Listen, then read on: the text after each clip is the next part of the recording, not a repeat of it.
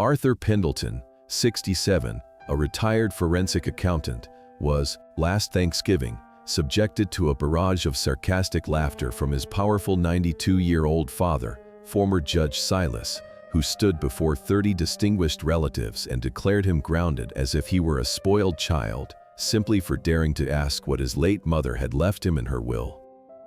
The entire room erupted in mocking laughter, and Arthur's face flushed so intensely he could feel the veins throbbing between his teeth, yet he looked his father straight in the eye and uttered two words with uncanny composure: "Fine."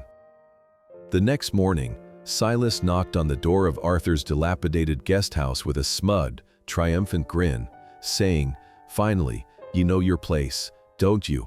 But what greeted him was an eerily clean, empty room. No clothes, no suitcase, and no Arthur. Just before Silas could call the nursing home, the doorbell of the main mansion rang, and standing on the porch was his mother's longtime private lawyer, his hands trembling as he clutched a briefcase full of financial documents Silas had never known existed, and he spoke in a sharp voice, "Judge Pendelton, what have you done?" Silas Pendelton did not flinch at the question. He stood tall in the doorway, blocking the warmth of the foyer from the lawyer standing in the cold morning air. To the 92-year-old former judge, Elias Thorne was nothing more than a nuisance, a fly buzzing around the heavy velvet drapes of the Pendelton legacy. Silas straightened his spine, summoning the same thunderous voice that had once terrified defendants in his courtroom. "Get off my porch, Elias," Silas commanded, pointing a manicured finger toward the driveway. "You are trespassing. If you are not gone in 10 seconds, I will have the sheriff remove you by force. I do not have time for your theatrics or your senile confusion." But Elias Thorne did not move.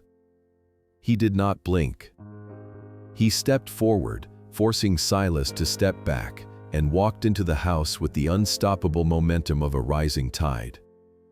He marched past the stunned patriarch and into the grand dining room, where 30 relatives were still nursing their coffee and whispering about Arthur's scandalous disappearance.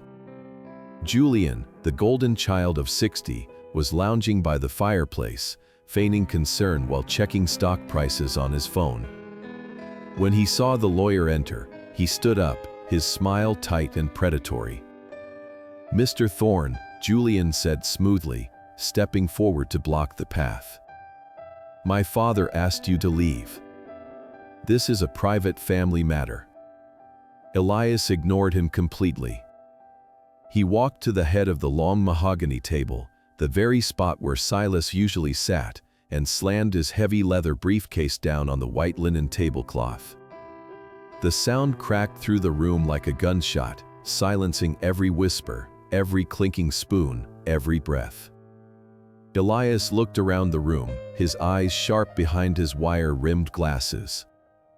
His hands were indeed trembling, but as he unclasped the brass latches of the briefcase, it became clear that this was not the tremor of age or fear. It was the vibration of a man holding back a decade of pure, molten fury. "I am not here to read the will," Elias announced, his voice cutting through the silence with surgical precision. "Not yet." He pulled a single document from the briefcase. It was not a piece of parchment or a handwritten letter. It was a court order, stamped in red ink, fresh from the county clerk. "This," Elias said, holding the paper up for the room to see, "is an emergency asset freeze order issued 20 minutes ago by the state superior court. As of this moment, not a single dime, not a single stock share, and not a single piece of property under the Pendelton name can be moved, sold, or accessed." Silas had followed him into the room, his face turning a dangerous shade of purple. "You have lost your mind," Silas spat, gripping the back of a chair for support. "On what grounds?" "I am the head of this family. I control these assets.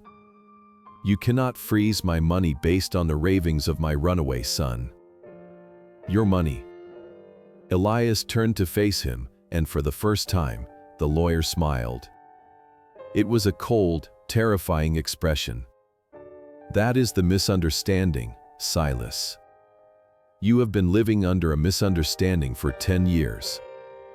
Elias slapped the document down onto the table. Arthur did not run away this morning because he was afraid of you. Arthur left because he had work to do.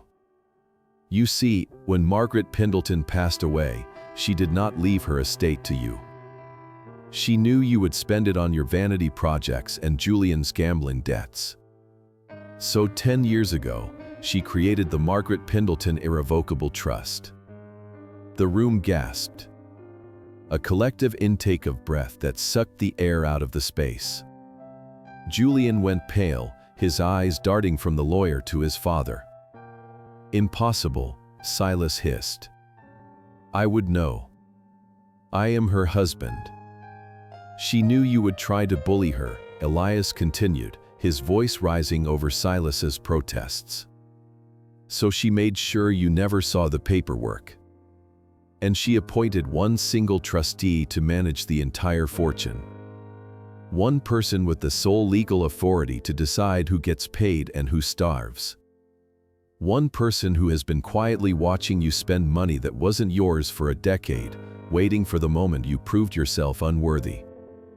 Elias pointed a shaking finger at the empty chair where Arthur had sat the night before, the chair at the children's table. That trustee is Arthur Pendelton. The silence that followed was absolute. It was the silence of a bomb that had landed but had not yet detonated. 30 faces turned in unison to look at the empty spot where the man they had mocked, ignored, and belittled had eaten his dinner in silence just 12 hours ago. Arthur. Julian choked out the word, his voice cracking. That is ridiculous. Arthur counts beans. He drives a Toyota. He lives in the guest shed. He lives there because he was gathering evidence, Elias said, pulling a second, thicker stack of files from his bag. And this morning, while you were calling the nursing home to have him committed, Arthur was filing these. Forensic audit reports. Every dollar you stole from the charity fund, Julian. Every bribe you paid to cover it up, Silas. It is all here. Arthur has not been hiding. He has been building a cage. And you just walked right into it. Silas sank into the nearest chair, his legs suddenly unable to hold his weight. The arrogance drained out of him, replaced by the hollow, gray look of a man who realizes he is standing on a trapdoor that is already opened. Around the room, the relatives began to stand up, moving away from Silas and Julian as if failure were a contagious disease. The panic was starting to set in, real and visceral, but Elias Thorne just stood there, clutching his briefcase, watching the house of cards begin its slow, inevitable collapse. 5 miles down the winding road from the Pendelton estate, the world was quiet. The snow fell in soft, heavy flakes, coating the roof of Lou's diner in a layer of pristine white. Inside, the air smelled of frying bacon and old coffee, a scent that Arthur Pendelton had been taught to despise since childhood. Silas had always called diners the feeding troughs of the failures, places where people who could not afford chefs went to eat grease. Arthur sat alone in a cracked red vinyl booth near the window. He was 67 years old, wearing a thick wool sweater that had seen better decades, and for the first time in 20 years, he was eating exactly what he wanted. 2 eggs over easy, a side of sausage, toast with butter, and black coffee. He ate slowly, cutting each piece of sausage with the same deliberate precision he had once used to dissect fraudulent tax returns. His phone lay face down on the Formica table. It had vibrated 3 times in the last 10 minutes, buzzing against the hard surface like an angry insect, but Arthur did not turn it over. He knew who was calling. He knew the panic that was currently tearing through the mahogany halls of the mansion he had just left. He took a sip of the bitter, hot coffee and looked out at the gray sky. The cold pressing against the glass made him shiver, and suddenly he was not in the warm diner anymore.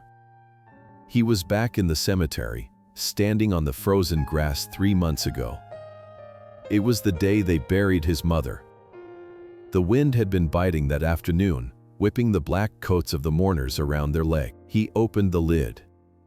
Inside were spools of thread in every shade of blue, a pair of silver scissors, and a thimble.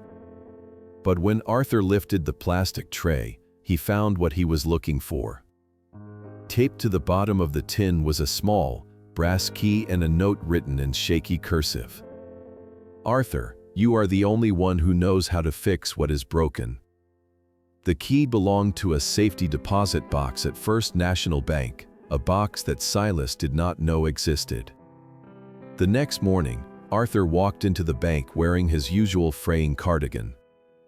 The tellers ignored him, assuming he was there to cash a pension check, but the branch manager, a woman named Mrs. Higgins who remembered Arthur from his days as the state auditor, ushered him into the vault. When he turned the key and slid the long metal box out, he felt the weight of it. Arthur sat down without a word and placed a heavy manila envelope between them. His hands were shaking, not from the cold, but from the terrifying realization that he was about to betray his family. He had spent 67 years obeying orders, keeping his head down, and making himself small. This envelope was a grenade, and he was pulling the pin. Elias picked it up. He adjusted his wire-rimmed glasses and began to read. As he flipped through the pages, the forensic analysis of the charity fund, the unauthorized mortgage documents, the transfers to the Cayman Islands, his expression shifted from professional curiosity to horrified disbelief. He stopped at the page where Arthur had circled the total sum of the embezzlement in red ink, $5 million. "My God," Elias whispered, looking up at Arthur. "I knew Silas was reckless. I knew Julian was a gambler. But this is not just mismanagement, Arthur. This is grand larceny. This is federal prison." Arthur stared at his own worn-out shoes. "I wanted to burn it," he admitted softly. "Part of me wanted to throw it all in the fireplace and just let them put me in the home. It would be easier, Elias. It would be quiet." Elias closed the folder and placed a hand on Arthur's arm. The grip was firm, grounding. "And what would your mother say to that? She spent the last 10 years of her life protecting this money because she knew this day would come. She didn't leave this burden to Silas because he is a wolf. She didn't leave it to Julian because he is a parasite. She left it to you." "But I am tired," Arthur said, his voice cracking. "I am just a retired accountant who lives in a shed. Silas has the judges. He has the sheriff. He has the voice that makes walls shake. I cannot fight him." "You don't have to fight him with noise, Arthur," Elias said, his voice dropping to a conspiratorial whisper. "You fight him with silence. You fight him with the truth." Elias leaned in closer. "Thanksgiving is in 2 weeks. Silas is planning a spectacle. He is going to announce Julian as the successor, and he is going to publicly humiliate you to justify sending you away. It is his favorite play. He wants a show. So we give him one." Arthur asked. "We give him the rope," Elias corrected.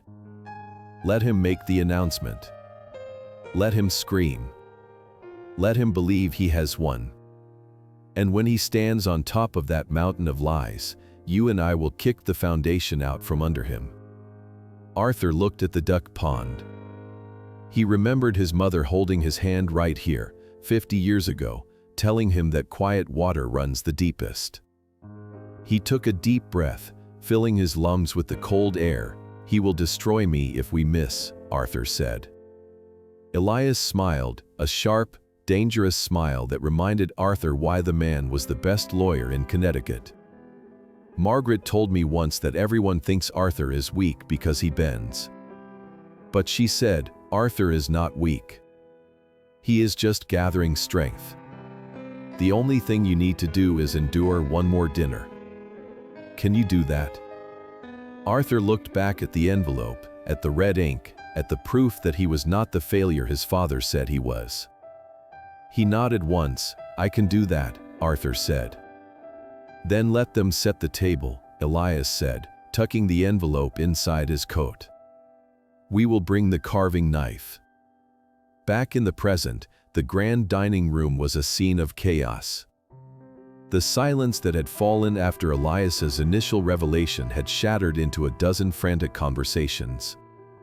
Relatives were whispering, pulling out their phones, and eyeing the door. Julian, however, was not giving up. He had spent his entire life charming his way out of trouble, and he was not about to let a senile accountant and a washed-up lawyer ruin his golden ticket. "This is preposterous," Julian shouted over the din, stepping forward with his hands raised in a calming gesture. He flashed his signature venture capitalist smile, but it didn't quite reach his eyes. "Everyone, please. My father is 92. Arthur has been suffering from paranoid delusions for months. We all know this. Mr. Thorne is clearly being manipulated by a sick man." Julian turned to the lawyer, his voice dripping with condescension. "Elias, I don't know what you think you have, but these so-called documents are fabrications. Arthur is mentally incompetent. We have doctor's notes. We have witnesses. In fact, I am calling the sheriff right now to have him taken into protective custody for his own safety." He pulled his phone from his pocket, his thumb hovering over the screen. But Elias didn't flinch. He didn't even look at the phone. He reached into his briefcase and pulled out a single sheet of paper, printed on the letterhead of the Pendelton Family Charity Foundation. "Go ahead and call, Julian," Elias said, his voice calm and terrifyingly steady. "But before you do, you might want to explain this email to the sheriff." He held the paper up. It was a printout of an email chain from 3 weeks ago. The subject line read, "Urgent transfer, Cayman Holdings." The sender was Julian Pendelton. The recipient was a man named Marco.Rossi at securemail.com. The email read, "I need the $500,000 from the Veterans Fund moved by Friday. The old man is finally signing over the estate, and I need to cover the short positions before the audit. Tell the bank it is a consulting fee." The color drained from Julian's face so fast it looked like he had been struck by lightning. He stared at the paper in Elias's hand, his mouth opening and closing like a fish out of water. The confident, charming veneer cracked, revealing the desperate gambler underneath. That is fake," Julian stammered, but his voice was thin and reedy. "Is it?" Elias asked, raising an eyebrow. "Because Arthur traced the IP address. It came from your laptop, Julian. The one sitting right there on the sideboard. And the timestamp matches the exact moment you told your father you were donating to the local hospital." The room went deadly silent again. Silas, who had been sitting in his chair like a statue, slowly turned his head to look at his favorite son. His eyes, usually sharp and commanding, were now filled with a dawning, horrified realization. "Julian," Silas whispered, his voice trembling. "What is he talking about? What Veterans Fund?" Julian looked at his father, then at the lawyer, then at the 30 relatives staring at him with a mixture of shock and disgust. He tried to laugh, but it came out as a strangled choke. "Dad, don't listen to him. It is just a misunderstanding. I was moving assets to protect them." "To protect them from whom?" Elias cut in, his voice like a whip. "From the orphans?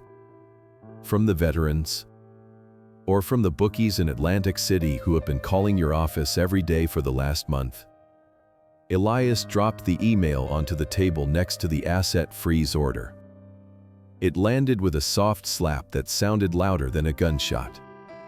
Arthur heard every word of that call, Elias said. He recorded it. And he sent the recording to the district attorney this morning. So please, call the sheriff. I am sure he would love to hear your explanation. Silas Pendelton stood up so fast his chair scraped loudly against the hardwood floor. His face was a mask of fury, the blood rushing to his cheeks. He pointed a shaking finger at Elias Thorne, then swept his arm across the room, encompassing every stunned relative. Get out! Silas roared. Everyone out of my house. This is a conspiracy. A lie fabricated by a senile accountant and a bitter lawyer to steal what is mine. He turned his blazing eyes on Elias. You think you can walk in here and slander my family? You think a piece of paper gives you the right to dictate terms in my own home? I built this dynasty. I am the law in this county. Silas took a step toward Elias, his hand raised as if to strike him. I will have you disbarred. I will have Arthur committed to the asylum by noon. And as for this house, this is my property. My sanctuary. No court order on earth can remove me from the home I have ruled for 50 years. Elias did not flinch. He watched the old man rant with a calm, almost pitying expression. He waited until Silas had run out of breath, until the echo of his shout had died down in the terrified silence of the room.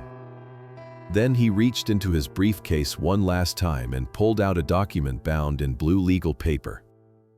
It was old, yellowed at the edges, and smelled faintly of lavender. Actually, Silas, Elias said quietly, his voice carrying clearly to the back of the room. That is where you are wrong. This house has never been yours. He opened the document to the first page and held it up. The deed was dated 40 years ago. The name on the title was not Silas Pendelton. It was Margaret Sterling Pendelton. Your wife bought this estate with her inheritance from her father, Elias explained, his tone gentle but devastating. Before you were a judge.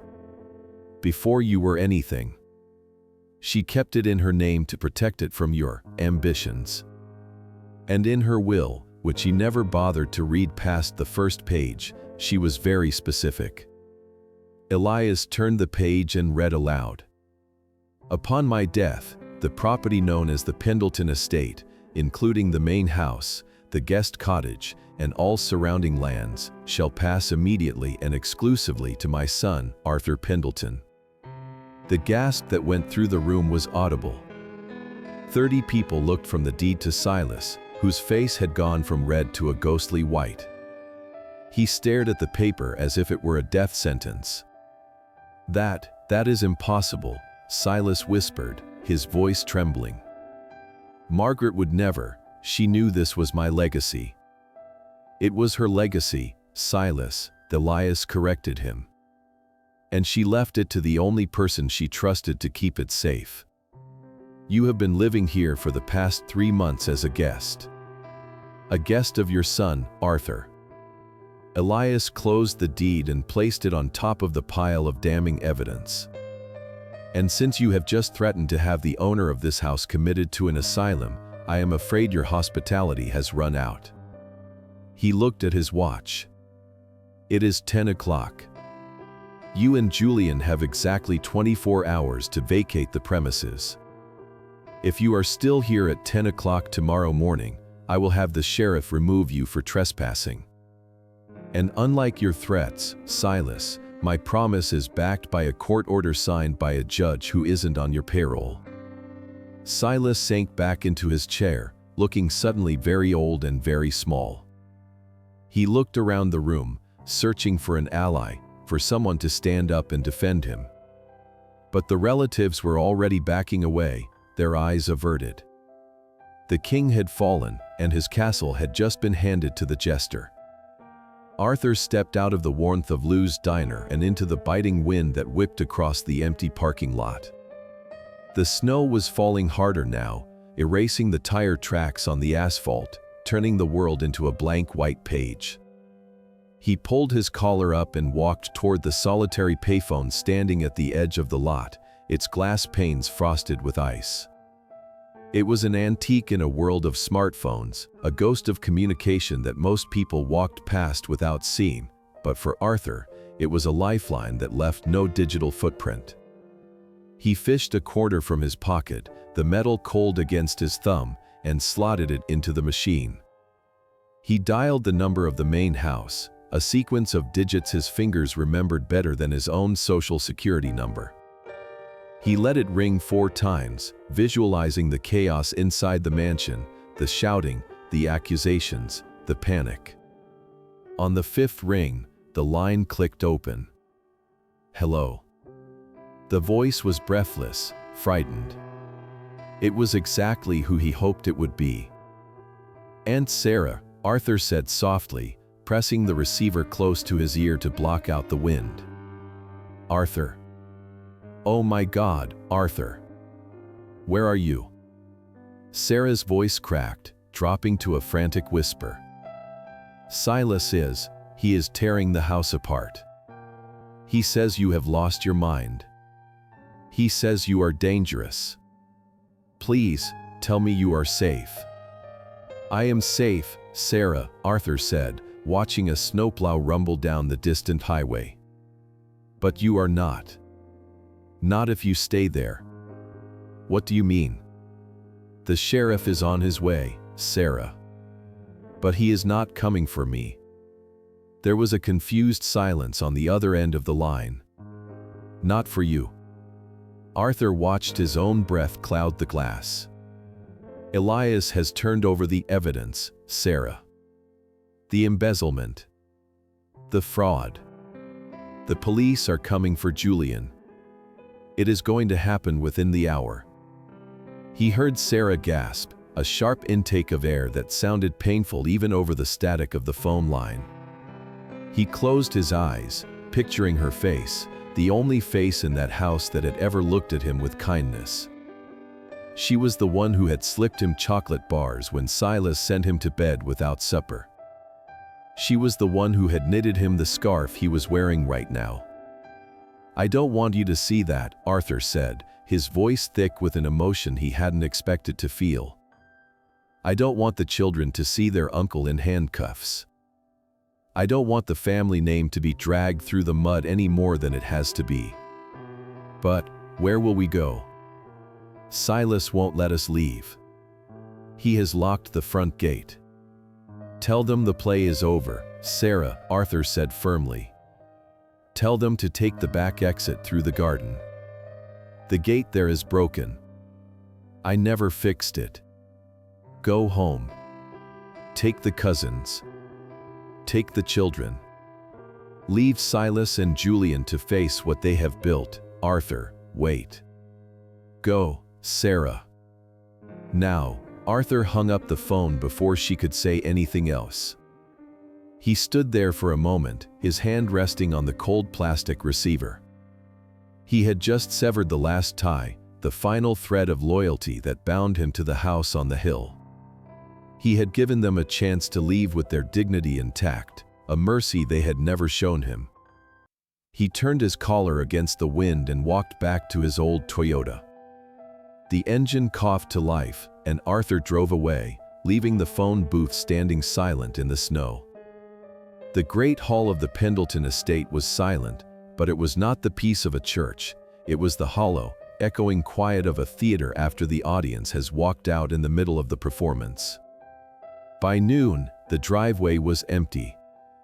Sarah had done exactly what Arthur asked, whispering the warning from ear to ear until the 30 relatives, already spooked by Elias Thorne's revelations, had fled out the back garden gate like rats abandoning a sinking ship. Silas stood by the window, watching the last tail lights disappear into the snow. His hands were clenched behind his back, his knuckles white. "Cowards," he spat at the glass. "They eat my food, drink my wine, and run at the first sign of rain." He turned to look at Julian, who was sitting on the leather sofa, his head in his hands, a glass of scotch trembling in his grip.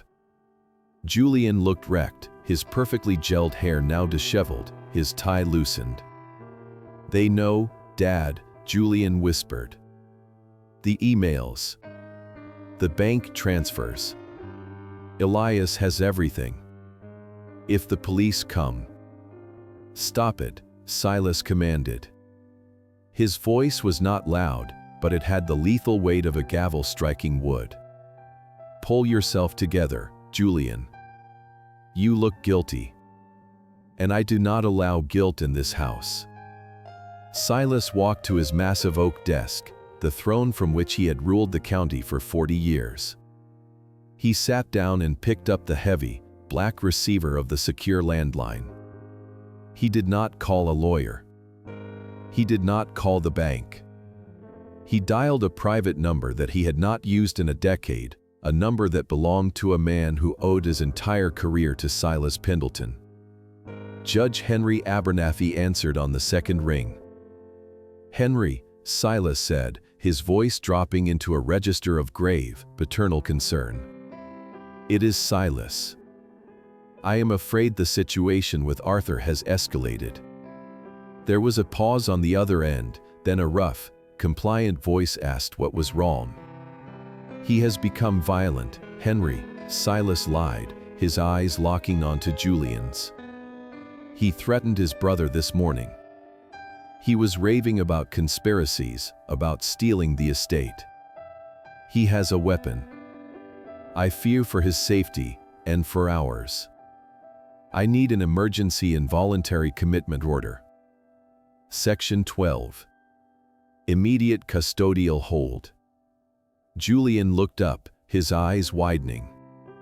He knew what a Section 12 meant. It stripped a man of his rights instantly, handing his legal agency over to a guardian until a psychiatric evaluation could prove otherwise. And with Silas controlling the doctors, that evaluation would never happen. Silas listened for a moment, then nodded. "Yes, I understand the procedure. But this is urgent. If he is not contained, he will hurt someone.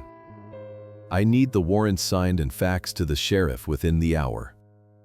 I will take full legal guardianship. It is the only way to protect him from himself." He hung up the phone and looked at Julian. "Get your laptop," Silas ordered. "Start typing up a witness statement. Note down dates, times, incidents of erratic behavior. Make them up if you have to. Arthur is not a whistleblower, Julian. As of this moment, Arthur is a paranoid schizophrenic who has lost touch with reality." "But that is perjury, Dad," Julian stammered, though he was already reaching for his computer. "It is survival," Silas said, leaning back in his chair. "If Arthur is legally insane, his testimony is worthless. His evidence is inadmissible. The trust reverts to the guardian."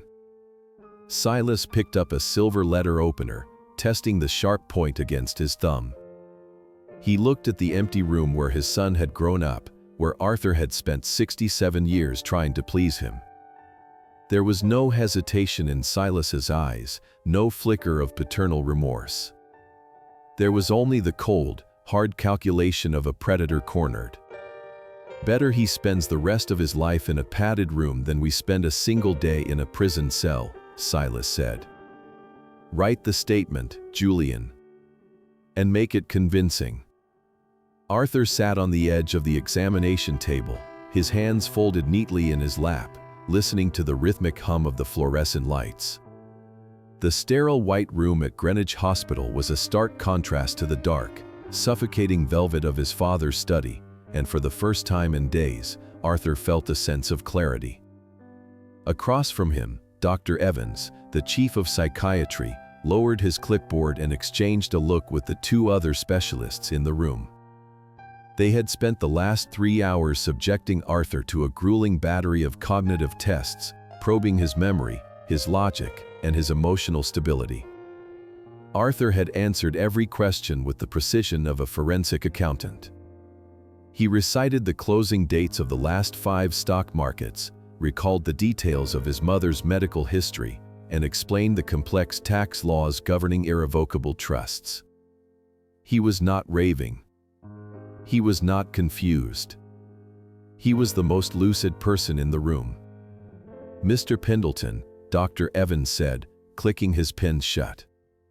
"In my 30 years of practice, I have rarely seen a patient with such acute cognitive faculties. You are not only competent, sir. You are remarkably sharp. There is absolutely no evidence of dementia, paranoia, or psychosis." Arthur nodded once, a small, tight movement.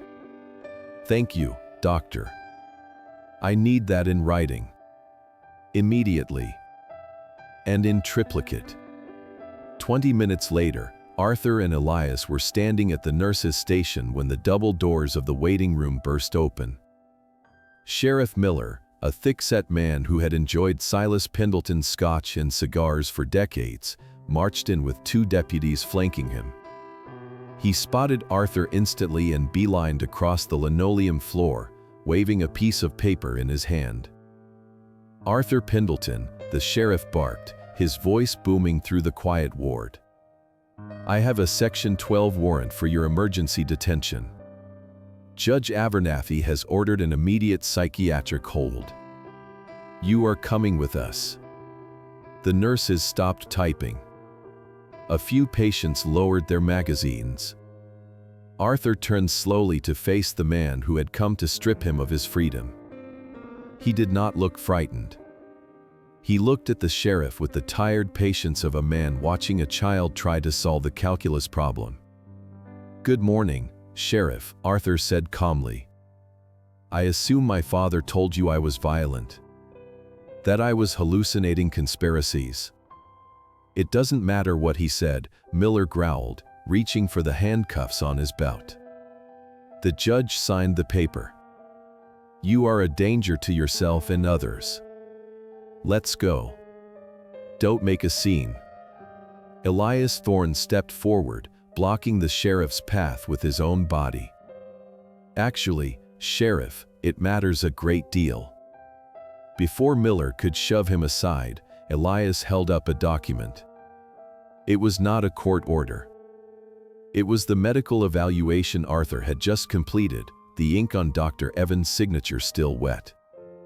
"You are attempting to execute a warrant based on the sworn affidavit that my client is mentally incapacitated," Elias said, his voice loud enough for the hospital staff to hear. "However, that document in your hand is a certificate of full mental competency, issued 20 minutes ago by the chief of psychiatry of this hospital and witnessed by 2 board-certified specialists. It states unequivocally that Arthur Pendelton is fully lucid, rational, and poses 0 threat to anyone." Miller froze.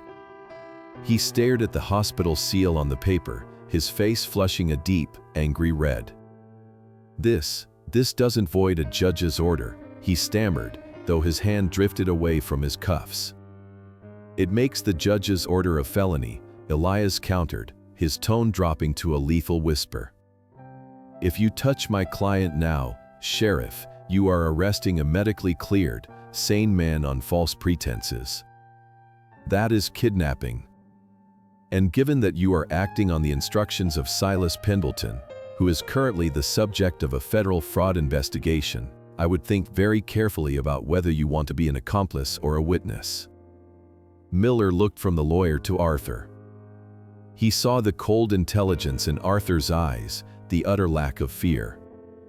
He realized with a sinking feeling that the invincible shield of the Pendelton name had finally cracked. He slowly lowered his hand. "This isn't over," Miller muttered, shoving the warrant into his pocket. "Silas will have your badge for this." "Silas has bigger problems than your badge," Arthur said quietly. He walked past the sheriff without looking back, the coat of his cheap suit flapping behind him. Elias fell into step as they pushed through the automatic doors into the biting cold of the parking lot. "Where to?" Elias asked as they reached Arthur's battered Toyota. "Hartford," Arthur replied, opening the door. "The state police headquarters. The local police are compromised. We need the major crimes unit. It is time to show them the ledgers." At 2 o'clock in the afternoon, the clouds broke over Greenwich, casting long, sharp shadows across the snow-covered lawns of the Pendelton estate. Arthur turned his rusted Toyota onto the main driveway, the tires crunching over the ice. He was alone in the car, having asked Elias and the convoy of state troopers to hold back at the main gate for exactly 5 minutes. Arthur needed this moment. He needed to walk up those steps one last time, not as a ghost haunting the guest shed, but as the man who held the deed.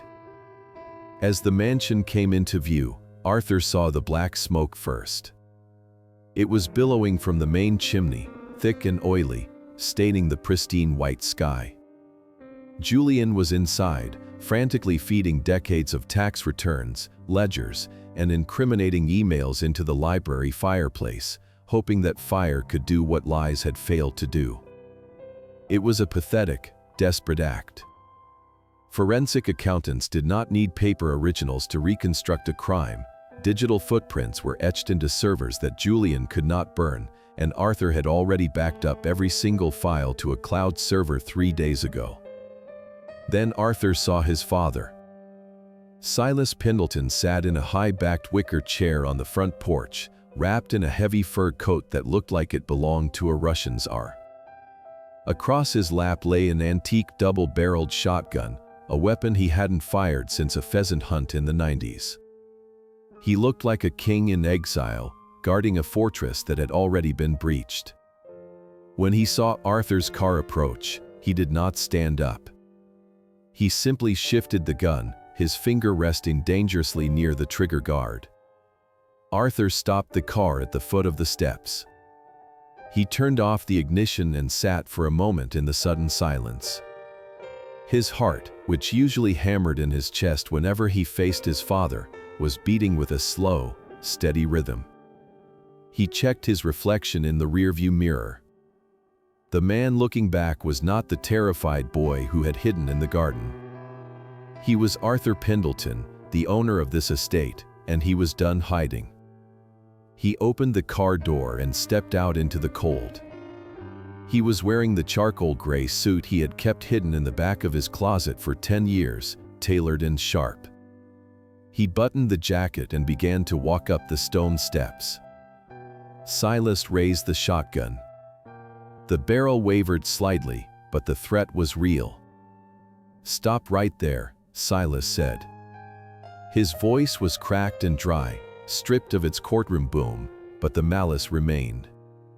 "You are trespassing, Arthur. I have the right to defend my home against intruders." Arthur did not stop. He took another step, his leather shoes clicking against the frozen stone. "It is over, Silas," Arthur said calmly, keeping his eyes locked on his father's face. "Put the gun down. You are not going to shoot me." "You underestimate me," Silas sneered, his knuckles widening on the wood stock. "I brought you into this world. I have the right to take you out of it before you destroy my legacy." "Your legacy is already destroyed," Arthur said, taking another step. He was now only 10 feet away. He could see the burst blood vessels in his father's cheeks, the fear behind the bravado. "Julian destroyed it when he stole $5 million from the charity. You destroyed it when you helped him cover it up. And I buried it this morning when I handed the full audit to the State Police Major Crimes Unit." The front door banged open. Julian stumbled out onto the porch, his expensive Italian shirt smeared with soot, his eyes wild and bloodshot. He looked from his father to his brother, smelling of smoke and panic. "He is lying, Dad." Julian screamed, his voice high and hysterical. The police aren't coming. He is bluffing. Shoot him. Just shoot him and we can say it was self-defense. He broke in. He threatened us. Arthur stopped. He looked at his brother, the golden child, the genius investor. Julian was shaking, a physical wreck of greed and cowardice. They are not coming, Julian.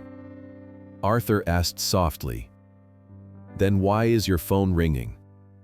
Julian froze. From inside his pocket, a muffled ringtone began to play. It was not a call. It was the emergency alert tone. Then, in the distance, the wail of sirens began to rise over the hills, getting louder with every second. Arthur turned back to Silas. The shotgun barrel lowered an inch. The old man's eyes shifted from Arthur to the horizon, where the flashing blue lights were just beginning to reflect off the snow. I told you, Arthur said, walking past the gun, past the father who had never loved him, and toward the front door. I am not asking for permission to enter. I am evicting you. Arthur stepped into the grand foyer, the heat of the house hitting him like a physical blow after the biting cold outside.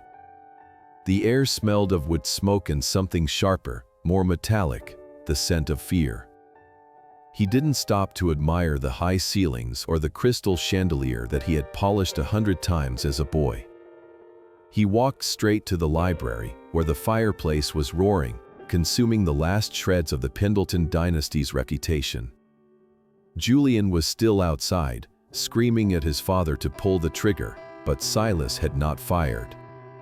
The old man stood frozen on the porch, the shotgun growing heavy in his hands as the sirens wailed closer, a chorus of judgment descending on his hill.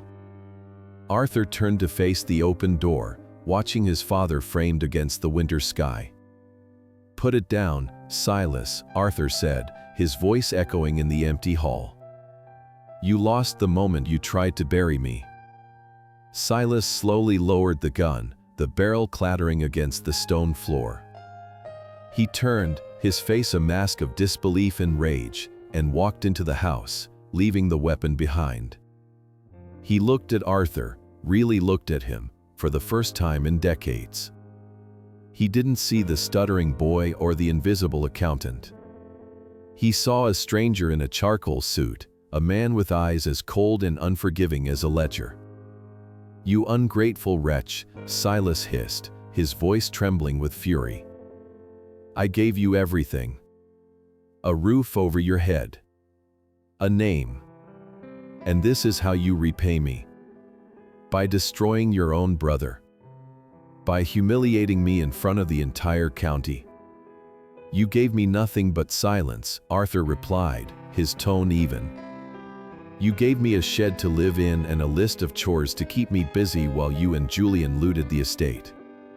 You didn't give me a name, Silas.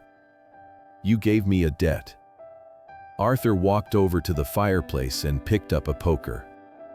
He stabbed at the burning pile of papers, watching the sparks fly up the chimney. And as for Julian, Arthur continued, not looking back. I didn't destroy him. He destroyed himself the moment he touched the charity fund. I just turned on the lights. Silas took a step forward, his hands shaking. You think you have won? You think a few pieces of paper make you the master of this house? I am Silas Pendelton. I have friends in high places. I will have that audit buried so deep you will never find it. Your friends are gone, Silas, Arthur said, turning to face him. Judge Abernathy resigned this morning. The sheriff is currently explaining to the district attorney why he tried to arrest a sane man without cause. And your bank accounts? They were frozen 20 minutes ago. Arthur took a step closer to his father. He was not tall, but in that moment, he seemed to tower over the shrunken figure of the once great judge. I don't hate you, Dad, Arthur said softly, the word feeling strange on his tongue. I don't even despise you. I just pity you. Because for 92 years, you thought power meant noise. You thought if you shouted loud enough, the world would bend to your will. But you never understood the one thing Mom tried to teach you. Arthur pointed to the portrait of Margaret Pendelton hanging above the mantel, her eyes serene and knowing. True power is silent, Arthur whispered.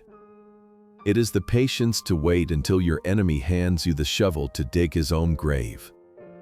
And you, Silas, you have been digging for 10 years. The front door burst open, but this time it was not a panic-stricken relative or a corrupt local sheriff. It was a squad of 6 Connecticut state troopers, their broad hats and dark uniforms filling the foyer with an air of absolute, unshakable authority. Elias Thorne walked in behind them, looking grim and satisfied, holding a thick folder that Arthur knew contained the final nail in the coffin, the federal indictment. Julian Pendelton, who had been cowering near the window, let out a strangled sob. He tried to run toward the back hallway, a reflex of pure cowardice, but 2 troopers intersected him before he took 3 steps. They did not handle him with the reverence usually reserved for the Pendelton name. They grabbed his arms, twisted them behind his back, and slammed him against the oak paneling. Julian Pendelton, the lead officer announced, his voice flat and bored. You are under arrest for 18 counts of wire fraud, embezzlement, and money laundering. You have the right to remain silent. Dad! Julian screamed, thrashing against the handcuffs as the metal clicked shut around his wrists. Do something. Tell them who we are. Silas stumbled forward, his face turning a terrifying shade of gray. He reached out a trembling hand toward the officers. You cannot do this. Silas gasped, his voice barely a whisper. He is my son. He is a Pendelton. I command you to unhand him. The lead officer didn't even look at the former judge. He nodded to his men, and they began to drag Julian toward the door. The golden child, the venture capitalist, the future of the dynasty, was weeping like a child, his expensive Italian loafers skidding uselessly on the rug. Dad! Help me! Dad! The sight of his favorite son in chains, being hauled away like a common criminal, was the final blow that shattered the glass walls of Silas's reality. He let out a choking sound, clutching at his chest with a claw-like hand. His eyes rolled back, and his knees buckled. He collapsed onto the Persian rug, hitting the floor with a heavy, dead thud. Dad! Julian shrieked from the doorway, but the troopers didn't stop. They hauled him out into the snow, leaving the patriarch gasping for air on the floor of his stolen castle. Arthur did not run to him. He did not drop to his knees or shout for help. He stood by the fireplace, watching his father writhe in pain with the same detached clinical interest he would apply to a plummeting stock graph. It was a tragedy, certainly, but it was a tragedy of Silas's own making. Elias knelt beside the old man, checking his pulse, then looked up at the remaining officer. Call the paramedics. It looks like a cardiac event. 10 minutes later, the library was swarming with EMTs. They ripped open Silas's silk shirt, attaching electrodes to his chest, shouting commands, pumping oxygen into his lungs. Through it all, Arthur remained standing by the mantel, his hands clasped behind his back, silent. As they loaded Silas onto the stretcher, his eyes fluttered open. He looked around wildly, searching the room until his gaze landed on Arthur. He lifted a shaking hand, reaching out, perhaps for forgiveness, perhaps for help, or perhaps just to give one last order. His lips moved, forming Arthur's name, but no sound came out. Arthur did not move. He did not take the hand. The lead paramedic paused at the door, wiping sweat from his forehead. He looked at Arthur, assuming the role of the grieving son. "Sir, we are taking him to Greenwich Hospital. Do you want to ride in the ambulance with him?" Arthur looked at his father, looked at the fear in the old man's eyes, and felt absolutely nothing. The anger was gone. The hurt was gone. There was only a quiet, vast empty space where a father should have been. "No," Arthur said, his voice steady and cold. "I have matters to attend to here." He reached into his jacket pocket and pulled out a checkbook. He didn't open it. He just held it like a shield, take him to Mount Sinai in New York. "It is the best cardiac unit in the country. Send the bill to the estate. I will pay for a private room, the best surgeons, and round-the-clock care." Arthur paused, locking eyes with the paramedic. "But do not call me. I am not his emergency contact anymore." The silence in the Pendelton estate was different now. For 60 years, the house had held the heavy, suffocating silence of a courtroom before a verdict, a silence enforced by Silas's glare and the fear of his footsteps in the hall. But in the month since the ambulance had driven away with the patriarch and the police cruiser had carried off the prodigal son, the air had changed. It was lighter, thinner, the silence of an open window rather than a sealed vault. Arthur stood in the center of the grand foyer, wearing a pair of canvas work trousers and a flannel shirt, holding a clipboard. He looked less like the master of the house and more like a contractor assessing a renovation, which, in a way, he was. Mr. Henderson, the butler who had served Silas for 30 years and who had treated Arthur with a polite, sneering disdain for every one of them, stood stiffly by the door. His bags were packed. "I have prepared your severance package," Arthur said, handing the man an envelope. "It includes 6 months of wages, which is more than the law requires. But your services are no longer needed." Henderson looked at the envelope, then at Arthur, his lip curling slightly. "You cannot manage this house alone, Mr. Arthur. It requires a staff of 10 to maintain standards. Who will polish the silver? Who will iron the linens?" "I will polish what needs polishing," Arthur replied calmly. "And as for the linens, I prefer them unstarched. This is not a hotel anymore, Henderson. It is a home. And I do not require a staff to help me live in my own house." He watched the butler leave, the heavy oak door closing with a final, satisfying click. It was the first step in a long, deliberate exorcism. Arthur was not just cleaning, he was balancing the books of the estate's soul. Next came the liquidation. Arthur spent the following week in the West Wing, Julian's domain. The suite smelled of stale cigar smoke and expensive leather, a shrine to a man who had never earned a dollar honestly in his life. Arthur moved through the rooms with the efficiency of a crime scene investigator. He tagged the Italian suits, the collection of Swiss watches, the humidor filled with Cuban cigars, and the silver Porsche 911 parked in the heated garage. He called in an auction house from New York. When the appraisers arrived, looking around with greedy eyes at the spoils of the Pendelton fortune, Arthur gave them a single instruction. "Sell it all," he said. "Every watch. Every car. Every piece of art that Julian bought to launder his money. I want top dollar." The lead appraiser raised an eyebrow. "And the proceeds, sir?" "To your personal account." "To the Pendelton Family Charity Foundation," Arthur corrected him. "Specifically, to the Veterans Widows Fund. My brother borrowed $5 million from them. I intend to pay it back with interest." By the third week, the house began to empty out.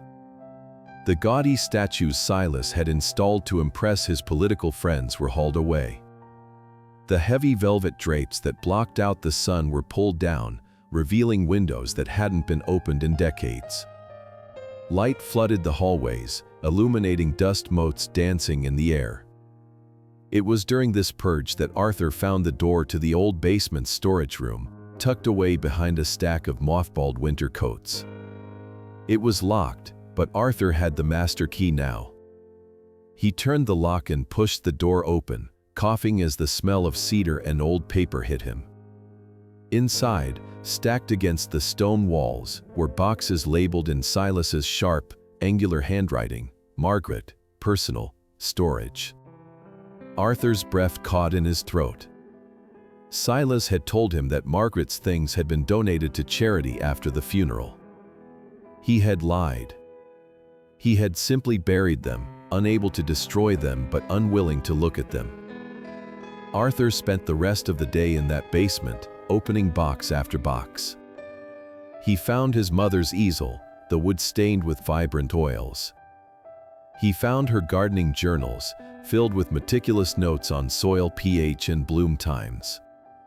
He found the sheet music she used to play on the Steinway before Silas told her it was distracting him from his work. He carried them upstairs, one by one, treating them like holy relics. He set up the easel in the sunroom, facing the garden. He placed the journals on the bedside table in the master bedroom, replacing Silas's legal thrillers. He dusted off the sheet music and placed it on the piano stand. That evening, as the sun set over the Connecticut hills, painting the snow in shades of violet and gold, Arthur sat at the piano. He hadn't played in 40 years, not since he was a boy and his mother had guided his small hands over the keys. His fingers were stiff, his knuckles swollen with age, but he remembered the shape of the chords. He pressed down. A C major chord rang out, slightly out of tune but resonant and clear. It echoed through the empty house, bouncing off the bare walls, filling the space where Silas's shouting used to be. The house seemed to exhale, a long, shuddering breath of relief. The monster was gone. The golden child was gone. And the architect of silence had finally decided to make a sound. Spring arrived in Greenwich late that year, but when it finally broke the frost, it did so with a vengeance. The snow that had covered the crimes and secrets of the Pendelton estate melted into the earth, feeding the dormant roots that had been waiting for a warmer sun. Arthur Pendelton did not change his wardrobe to match his new station. He did not buy Italian suits or silk ties. He continued to wear his fraying wool cardigans and the corduroy trousers that made a soft swishing sound when he walked. The difference was that he no longer walked with his head down. He moved through the town and his property with the quiet, unhurried gait of a man who owed nothing to anyone. He turned his forensic attention from the ledger books to the landscape. For 40 years, Silas had kept the grounds manicured into a rigid, soulless perfection of box hedges and chemically treated lawns, a reflection of his obsession with control. Margaret had always wanted an English cottage garden, a riot of color and chaos where bees could hum and flowers could spill over the pathways. Arthur decided to audit the soil. He approached the garden with the same terrifying precision he had once applied to tax fraud. He bought testing kits, measuring the pH balance of every square yard of dirt. He charted sunlight patterns in a notebook, calculating the exact angle of the afternoon rays to determine where the hydrangeas would thrive. He was not just planting, he was correcting a decades-long error. He fired the expensive landscaping firm that Silas had employed, a company that charged triple the market rate because they knew how to bow to the judge. Instead, Arthur drove his rusted Toyota to the other side of town and hired Giuseppe, a retired stonemason with arthritic hands who had been fired by Silas 20 years ago for taking a lunch break on the front lawn. Together, the two old men knelt in the dirt. They pulled up the rigid boxwoods. They tore out the invasive ivy that was choking the oak trees. They worked in silence, communicating through the rhythm of shovels hitting the earth. When neighbors drove by in their luxury sedans, slowing down to stare at the heir of the Pendelton fortune covered in mud, Arthur did not look up. He was too busy balancing the books of nature. On a Tuesday afternoon in May, the transformation began to take shape. The front lawn was no longer a green carpet, it was a meadow of clover and wildflowers. The rigid hedges were gone, replaced by sprawling beds of lavender, foxglove, and peonies, Margaret's favorites. The house, once a fortress of gray stone, now looked like it was being gently hugged by the earth. Arthur set the table on the front porch. He brought out the fine bone china, the set with the gold rim that Silas had forbidden anyone to touch because it was for dignitaries only. He brewed a pot of Earl Grey tea and set out a plate of simple butter cookies. He did not invite the mayor. He did not invite the new judge or the members of the country club who had suddenly remembered Arthur's phone number now that he controlled the trust. Giuseppe sat in the wicker chair where Silas had once held a shotgun. Next to him was Mrs. Higgins, the bank manager who had helped Arthur open the safety deposit box. And on the railing sat Elias Thorne, looking relaxed without his tie. They drank tea out of the forbidden cups. They watched the bees drift between the new blooms. They talked about the weather, about the price of fertilizer, about the best way to prune a rose bush without hurting the cane. Arthur sat back, wrapping his hands around the warm porcelain cup. He looked at the garden, at the vibrant, messy, beautiful life that was erupting from the ground he had liberated. He realized then that he had not just inherited a house. He had inherited the ability to nurture.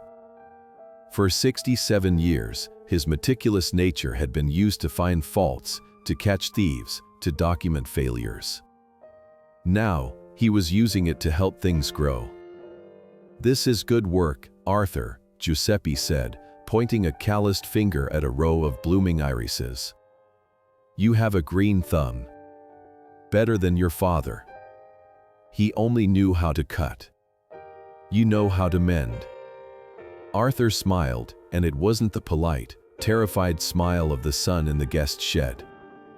It was the genuine, tired smile of a gardener who sees the first sprout pushing through the soil.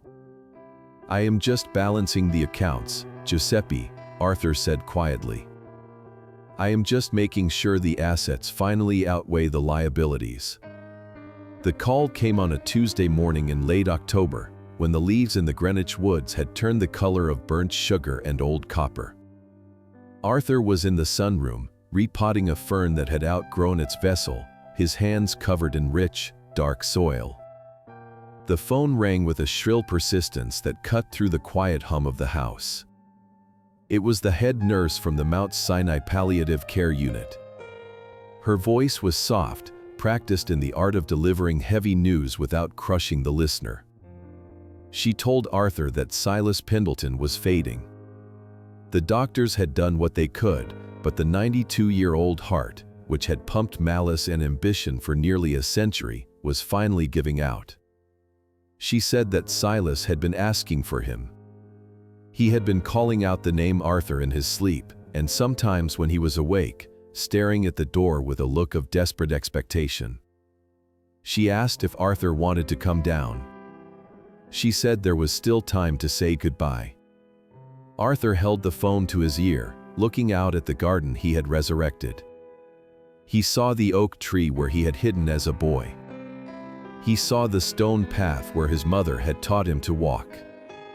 He remembered the feeling of the cold guest house floor and the sound of his father's voice calling him a failure in front of 30 people. He did not feel anger anymore.